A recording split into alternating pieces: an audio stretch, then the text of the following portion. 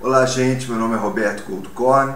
Eu estou aqui mais uma vez para conversar com vocês sobre alguns aspectos muito interessantes que representam o sucesso ou o fracasso dos relacionamentos. Hoje nós vamos falar sobre crenças e valores morais e como as nossas crenças, aquilo que nós acreditamos ser a verdade, e os nossos valores morais herdados da nossa cultura, da nossa educação, influenciam decisivamente os relacionamentos amorosos para mal ou para bem. Um conhecido de longa data outro dia me falou o seguinte, que as mulheres que andam por aí, nas baladas, etc., a maioria é tudo ordinária. Por outro lado, uma mulher me mandou um e-mail dizendo que, na visão dela, nenhum homem presta. Nenhum escapa disso. Todo homem é ruim, todo homem é imprestável. Então, obviamente que essas duas pessoas estão sozinhas, né? Uma delas está sozinha há muito tempo e outra passa de relacionamento em relacionamento e nenhum se fixa, e nesses intervalos bate aquela solidão dura. E o que é interessante é que, em geral, essas crenças e esses valores morais não foram gerados pela experiência pessoal, pelo raciocínio, pela ponderação, pela reflexão do indivíduo. Eles foram adotados. São crenças sociais, são valores que o grupo social adota e passa de geração em geração, e que, às vezes, num determinado momento da história onde eles foram criados, tinha alguma razão factual, alguma razão baseada na realidade. Mas com o tempo a realidade foi evoluindo, mas a frase, o bordão, o pensamento que ele encerra não evoluiu. E isso acaba criando um cacuete, um calo moral, comportamental muito complicado e que, em geral, atrapalha muito os relacionamentos. Eu estou aqui lendo um livro muito interessante que fala justamente disso, dos ditados populares do mundo inteiro a respeito da mulher, do amor, das relações entre homens e mulheres, etc. Então, a gente percebe, através desses ditados, como o preconceito, ideias generalistas, mentiras, meias-verdades são passadas de geração em geração e são adotadas por pessoas desavisadas, por pessoas mais vazias de ser, mais vazias de existência, e que acabam comandando a vida dessas pessoas sem que elas saibam. Elas acabam se tornando robôs desses conhecimentos, dessa cultura, dessa subcultura preconceituosa que permeia praticamente toda a sociedade.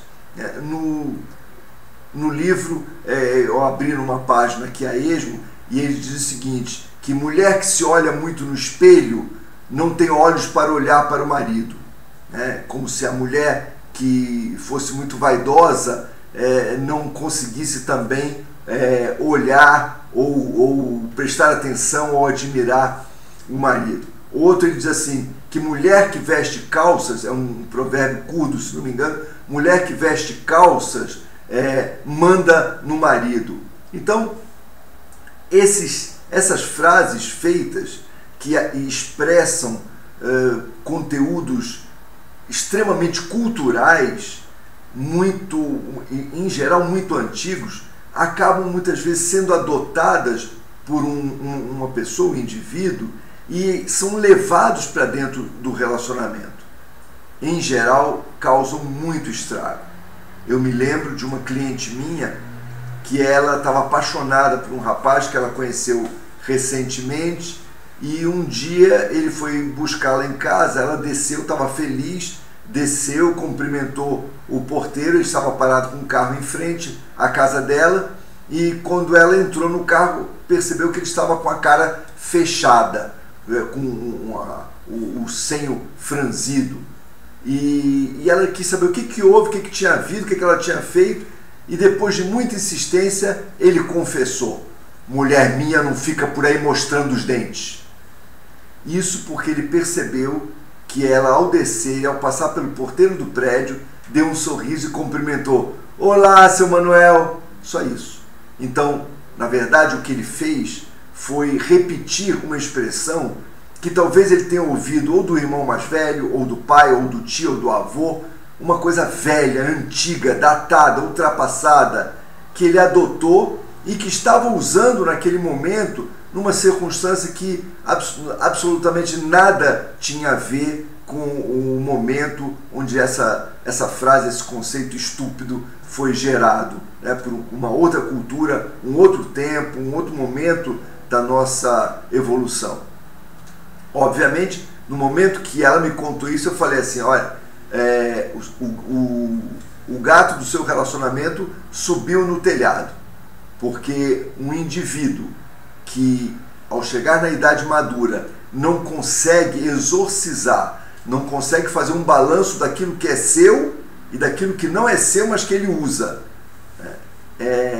está no caminho de ser cooptado, de ser sequestrado pelo coletivo. E quanto mais o indivíduo é sequestrado pelo coletivo, menos ele é eu, menos ele é indivíduo, menos ele é pessoa. E toda vez que o indivíduo pega a carona no coletivo, ou seja, passa a adotar a mente coletiva e trazê-la para o relacionamento, como dizia uma pessoa que eu conheço e gosto muito, não vai prestar. O que é preciso fazer? O que é preciso fazer para a gente se livrar desses fantasmas, desses encostos culturais? A gente precisa colocar isso no papel. A gente precisa pensar naquilo que nós pensamos, que nós falamos, naquilo que nós acreditamos, as nossas crenças sobre o amor, sobre mulher, sobre traição, sobre medo, sobre futuro, sobre o que é sucesso. Repensar tudo isso e ver até que ponto isso é genuinamente nosso ou isso foi herdado e foi adotado sem retoque, sem tradução, sem adaptação por nós mesmos e, obviamente, isso fica deslocado, se torna uma mentira que nós acreditamos ser verdade porque foi herdado, foi passado de mão em mão. Então, para um relacionamento, a gente não deve ir vestido com esses adereços, com essas plumas e paetês culturais.